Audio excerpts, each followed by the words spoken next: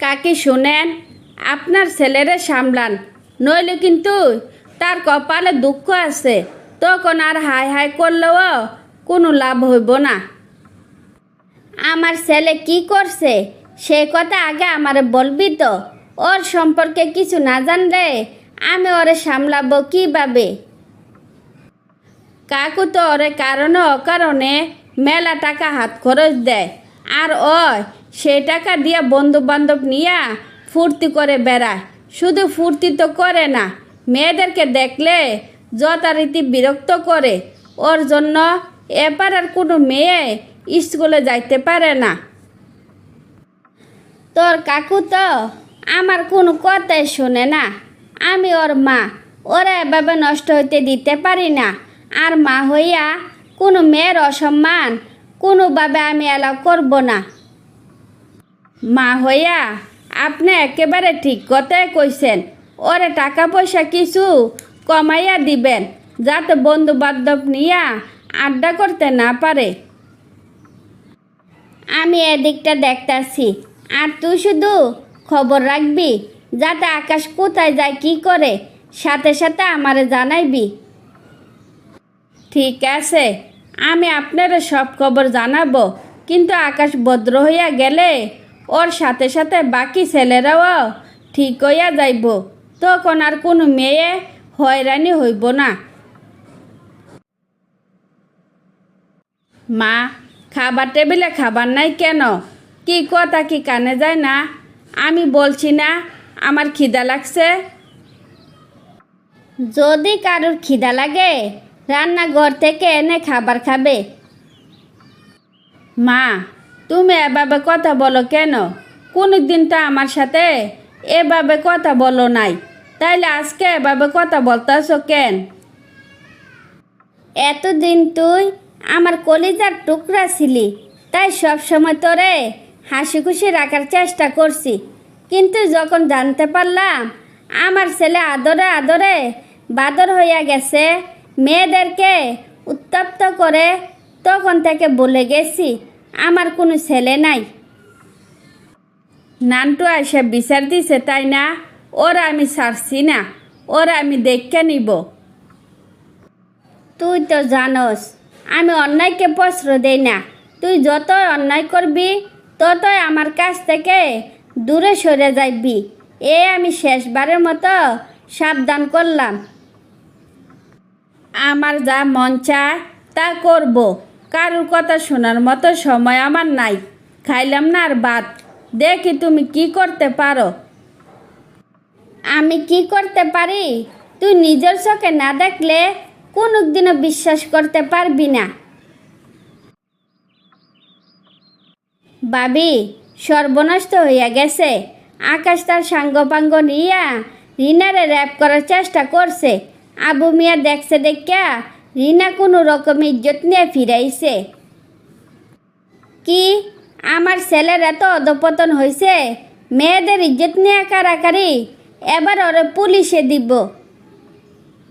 শুধু তাই না, মেয়েদেরকে ভয় দেখাইয়া টাকা নিত। রিনা টাকা দিতে পারে নাই দেখা ওর সাথে এরকম ব্যবহার করছে। রিনার মা নাই, ওর সঠিক বিচারটা কইরা দিয়েন। তুমি কি মা নাকি অন্য কিছু? মা হইয়া ছেলেরে কিভাবে পুলিশে দিলা, এর জবাব আমাকে দিতে হবে। বাড়াবাড়ি করলে তোমারও পুলিশে দিব। আমি অন্যায় করি না, অন্যায়কারীকে প্রশ্রয় দেই না। তুমি তোমার ছেলে যদি আমার শর্ত মানো, তাইলে তোমার ছেলেকে ছাড়াই আনবো। তুমি ছেলেরে সারাই আনো, ছেলের সাথে রিনারে বিয়ে দিয়ে দিলে মামলা ডিসমিস। রিনারও সম্মান বাঁচলো, আমার ছেলেরও জীবন বাঁচলো। একজন নারী হয়ে একজন মেয়ের সাথে এত বড় অন্যায় আমি করতে পারবো না। তার সাথে ভালো 4 জনে মিলে 5 জন মেয়েকে 5 কোটি টাকা দিলে মামলা তুলে নিব। তুমি কি পাগল হয়ে গেছো? 5 কোটি টাকা কি মুখের কথা? 5 কোটি টাকা দিতে গেলে তো সবার বাড়িঘর বিক্রি করে দিতে হইব, তখন সবাই থাকবো কোথায়? এই ছেলেগুলা একদিন এত দূর আগায় নেই, বাপ মার প্রশ্র পাইয়া পাইয়া নোংরা কাজে লিপ্ত হয়েছে। ইজ্জতের যেহেতু কোনো মূল্য দেওয়া যায় না, ওদের শাস্তি হিসাবে 1 কোটি করে টাকা দিলে 6 মাস পর ওদেরকে সারিয়ে আনবো। তুমি কি মগের মূল্যক পাইছ যে এত টাকা জরিমানা দিব? তুমি কি মগের মূল্যক পাইছ? মেয়ে রাস্তা দিয়ে হাঁটতে যাইব, তার ইজ্জত নিয়ে কেউ কারাকারি করব? আমার ছেলেরে তো পচাইয়া মারতে পারবো না, তাই টাকা দিয়ে ছেলেরে সারাই আনবো, কিন্তু তোমারে সাথে সাথে বাড়ি থেকে বের করে দিব, এ আমি বলে দিলাম। ভাবি, সবাই তো জেলখানা থেকে ছাড়া পাইছে, কিন্তু 6 মাসে এমন শিক্ষা পাইছে, ছোট বড় সব মেয়েকে দেখলে সালাম দেয়, বুড়ো মেয়েদের দিকে চোখ তুলে তাকায় না। পাই পাই করে 5 কোটি টাকা দিছে, ওই টাকার কথা মনে হইলে জমের চেয়ে বেশি ভয় পাইব মেয়েদেরকে। ছেলেটার জন্য খুব খারাপ লাগে, দেখা হইলে বলিস আমার এক নজর দেখা যাইতো। বলা লাগবো না, আমি তোমারে নিতে আইছি, বাবা লজ্জা আসে নাই, তাই আমারে পাঠাইছে। তোমাকে নিয়ে আমি গর্ব করি, কারণ তুমি এই পৃথিবীর সেরা মা। কারণ অন্যায়ের কারণে নিজের ছেলেকেও শাস্তি দেয়। তুই তো আমার ছেলে, তুই তোর সমাজটাকে এমনভাবে বদলাবি যাতে মেয়েরা গভীর রাতেও একলা চলতে ভয় না পায়। হাসি চল, নিজের হাতে রান্না করে ছেলেকে খাওয়াবো। তারপর আকাশও তার সাঙ্গপাঙ্গরা ভদ্র হইয়া গেলে সমাজের সব মেয়েরা সম্মানের সাথে স্বাধীনভাবে জীবনযাপন করতে থাকে। মা, আপনি কি আমারে ডাকছিলেন? আজকে কি রান্না করব তা তো আমার কইলেন না। তুমি তো মহারানী, তোমার তো আমার ডাক্কে ডাক্কে আনতে হইব। নিজের থেকে তো কখনো আমার খোঁজখবর রাখো না। কতক্ষণ পরে আমার ছেলে আসবে, আর এখন জিজ্ঞাসা করতেছো তুমি কি রান্না করবা? আপনার খোঁজখবর রাখলেও সমস্যা, না রাখলেও সমস্যা। আপনি তো আমার আর আমার ছেলে মেয়েরে দু চোখে দেখতে পারেন না, তাইলে আপনার খোঁজখবর রাখবো কেমনে? আজকে আমার ছেলে আসবো, আর আজকে তোমার গলা চুলাইতেছে আমার সাথে ঝগড়া করার জন্য? আপনার ছেলে দেশে আসবো, আর আমি জানি না? হায় রে দুনিয়া! ঠিক আছে, যে আমার সাথে আমার ছেলে মেয়ের সাথে 8 মাস ধরে কথা বলে না, তার সামনে তো আমাদের থাকা যাইব না। আমার ছেলে দেশে আইলে তোমাদেরকে জানাইয়া আসতে হব। তোমরা এ বাড়িতে না থাকলে কি আমার ছেলে জলে ভাসা যাইব নাকি? জলে ভাসা যাইব নাকি জলে ডুববা যাইব, এসব আমার দেখার সময় নাই। আমি রাশি দেখে নিব কতদিন আমার কাছ থেকে আপনার ছেলেকে দূরে রাখতে পারেন। বেইমানের গোষ্ঠী! তুমি আমারে কি কইলা? আমার বেইমানের গোষ্ঠী? বেইমানের কি দেখছো? আমার ছেলেটা খালি আসুক, তারপরে হারে হারে টের পাইবা বেইমানের গোষ্ঠীরা কি করতে পারে। ওই সুযোগ আপনি আর পাইবেন না। বেইমান দেশে আসার আগে আমরা অনেক দূরে চলে যাব, চাইলেও কোনো দিন খুঁজে পাইবেন না। দেশে কি মেয়ের অভাব পড়ছে যে তোমারে খুঁজে আনতে হইব? বহুত মেয়ে পাইবেন, কিন্তু আমার মতো রাশিকে পাইবেন না। এ রাশির জন্য আপনার ছেলে খুব আফসোস করবে, আমি বলে গেলাম। ভাবি, তুমি আজকে চলে যাইবা কেন? তোমার এত বছরের ইতিহাস কি ভাইজানরা জানাইয়া যাইবা না? আমি জানাবো কোন দুঃখে যে আমার অবিশ্বাস কইরা আমার সাথে যোগাযোগ বন্ধ কইরা দিছে, তার জানানোর কোনো দরকার নাই। যদি উনি কাপুরুষ না হইয়া থাকে, তাইলে পুরানো ইতিহাস উনি নিজে জেনে নিব।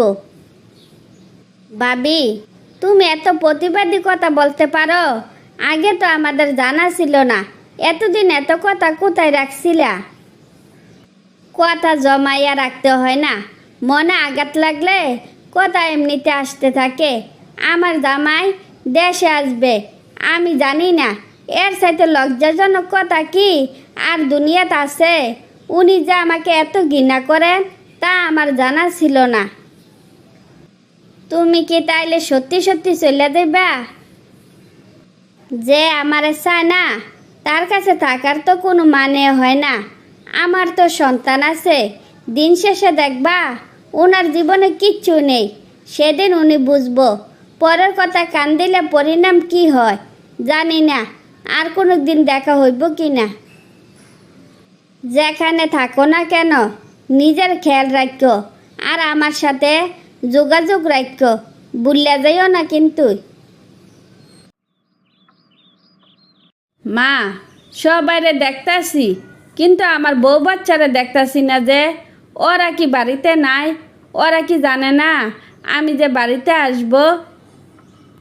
তুই আগে হাত মুখ ধুইয়া খাইয়া নে, তারপর বলতাছি তোর বউ বাচ্চার কি হয়েছে। বউর কুইকুর্তির কথা শুনলে খানার পেটে যাইব না। খানার খাইলাম না, এত বছর পর দেশে ফিরছি, আগে সবার সাথে দেখা করে আসি। কি রে করিম, কেমন আছস? ভাইজান, আপনি শেষমেশ দেশে আইছেন।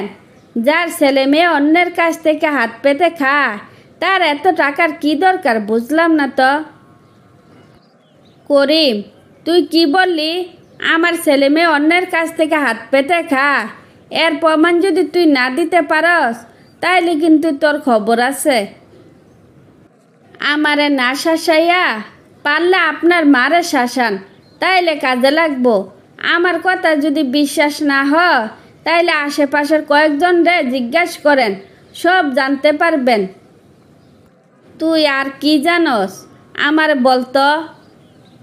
ভাইজান, তোমার বউ বাচ্চা ছিঁড়া কাপড় পরতো, খাবারের জন্য যার তার কাছে হাত পাততো। তারপরও তোমার বউ এ বাড়ি ছেড়ে যায় নাই, কিন্তু তুমি কি করলা? মার কথা শুনা বউর সাথে যোগাযোগ পর্যন্ত বন্ধ কইরা দিলা। নিজের বউরে বিশ্বাস করতে পারলা না। ছি! কি রে, 1 মাস হইয়া গেল, বউ বাচ্চার জন্য আর কত অপেক্ষা করবি? আমি বলি কি, এবার বিয়া শাদি কইরা সংসার শুরু কর। মা, তুমি আর একটা কথাও বলবা না? আজকে তোমার জন্য আমার সোনার সংসার ভাঙ্গা তছনছ হয়ে গেল। তুমি মা বলে তোমার সাথে মিসবিহেভ করতে পারলাম না। তুই আমার সাথে এভাবে কথা বলতে পারলি? এদিন দেখার জন্য তোরে আমি পালছিলাম। এভাবে আমার শাস্তি না দিয়া জন্মের পর পরে যদি মাইরা ফেলাইতা সে ভালো ছিল। আজকে আমার এই দিন দেখা লাগতো না। তুমি মা হইয়া আমার এত বড় সর্বনাশ করলা। যদি আমি মইরা যাই আমারে নিয়ে কোনো দিন দুঃখ করো না। বাজান, তুই মরণের কথা একবারও বলবি না। তুই আমারে 2 দিন সময় দে, আমি তোর বউ বাচ্চারে খুঁজে নিয়ে আসবো। আমি আর কোনো দিন তোর বউ বাচ্চারে কষ্ট দিব না। তোর বউ দিলে খাবো আর না দিলে না খাইয়া থাকবো।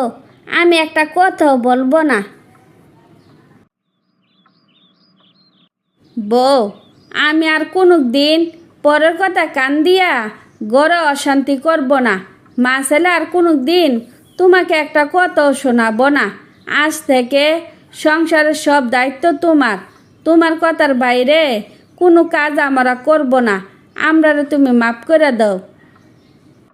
ঠিক আছে, আপনারা যেহেতু নিজের ভুল বুঝতে পারছেন, আপনাদের প্রতি আমার আর কোনো অভিযোগ নাই। কথা থাকবে, পরের কথা কান দিয়ে ঘরের বউকে জ্বালাবেন না, তাইলে নিজেও ভালো থাকতে পারবেন না।